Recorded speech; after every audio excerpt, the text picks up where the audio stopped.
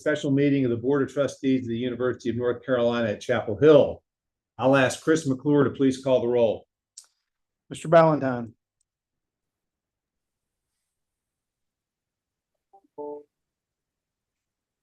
Here. Mr. Blaine. Mr. Bullock. Here. Briner. Here. Mr. Bryan. Here. Dr. Jones. Here. Kalapa. Here. Mr. Codis. Ms. Lloyd. Here. Mr. Meekins.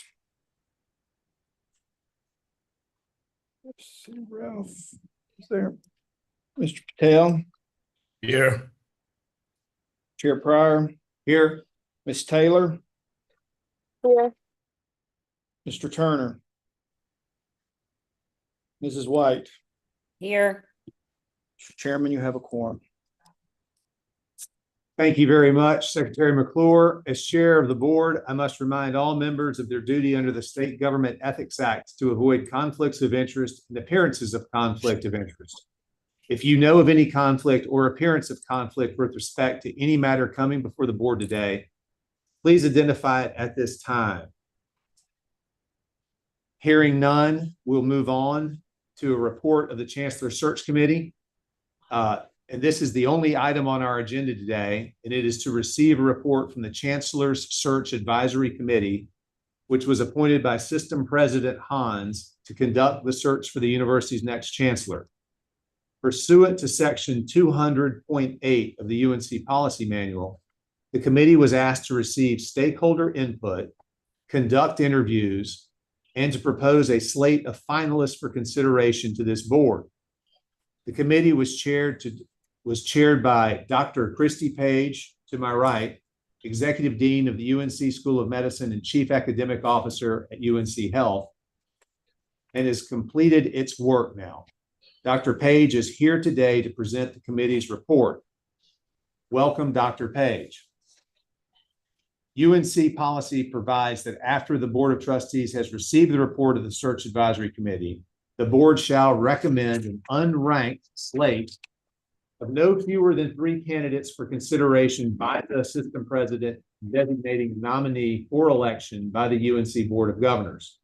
Because this board's recommendation is not a final action, and the discussion involves confidential personnel information protected by state law, the discussion and vote on these candidates will be held in closed session pursuant to the North Carolina Open Meetings Act.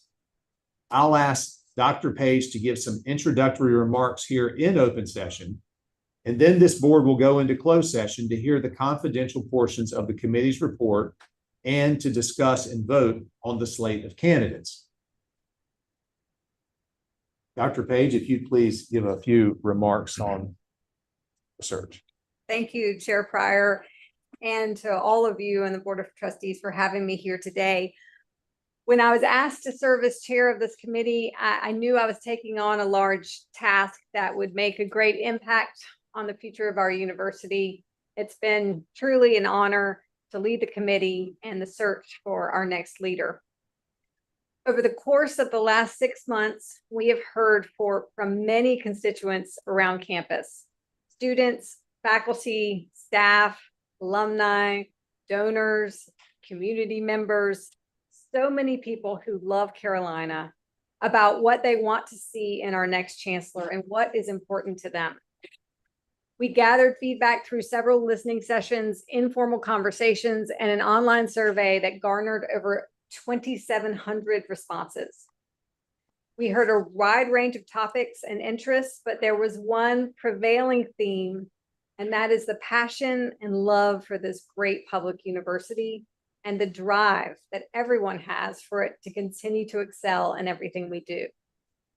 What we heard time and again was the impact Carolina has on our state and its people. Our search advisory committee took all the feedback and all the thoughts that we received very seriously, and we incorporated those into how we evaluated candidates, from reviewing applications to our interview questions themselves. I've been really impressed by the hard work and dedication from our committee, and I want to thank each one of them, some who are here in this room, for the time and effort that they put into the search. Like me, they knew this was a large task, and none of the committee members took it lightly. I wanted to include a reflection that after our deliberations, several committee members talked about how healthy our conversations were during the committee discussions. Even when we were sharing differing perspectives, we listened to each other, we learned from each other, and we collectively feel strongly about the candidates we will present to you. Truly, this was a model for how we should work together with mutual respect and openness in our dialogue. I also want to thank the staff who worked behind the scenes to make this process go smoothly. We spent a lot of time together over the last 6 months, and they are consummate professionals, and I'm just so grateful for the team that's helped to support us through this, including our search firm. So today I will present to you on behalf of our committee the top candidates that we recommend for Carolina's next chancellor. All of these candidates are impressive individuals who have excelled in their fields and stood out among a very strong candidate pool. We spent 2 days speaking with the candidates from a diversity of backgrounds who are excited and enthusiastic about the prospect of taking our university to the next phase. And after those conversations, we believe the final candidates are the best of the best. Each candidate shares our community's high aspirations for what our university is and what it can become. Each has thoughtful ideas for how to continue and expand on Carolina's unparalleled legacy. We are confident that our next chancellor is in this group of candidates, and I look forward to discussing them with you. And again, thank you for the opportunity to lead this committee and to be part of this process. With that, Chair Pryor, I'll hand it back to you. Thank you very much, Dr. Page.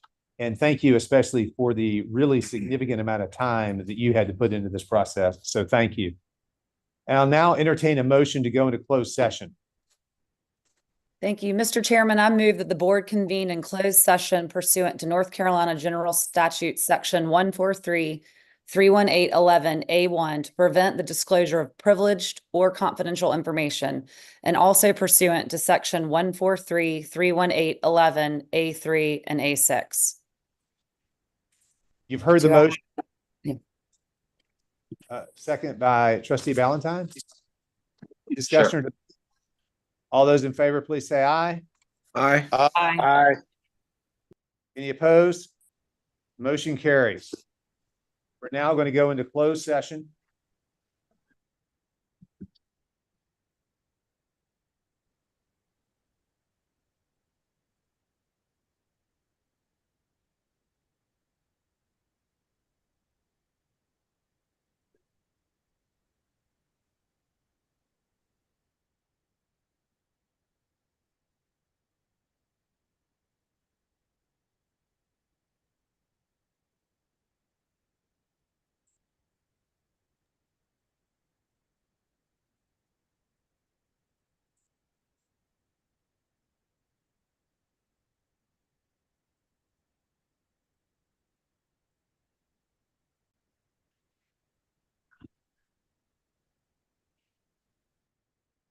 In closed session, this board considered and approved slate of candidates for consideration by the system president and designating a nominee for election by the Board of Governors as the next chancellor of UNC-Chapel Hill.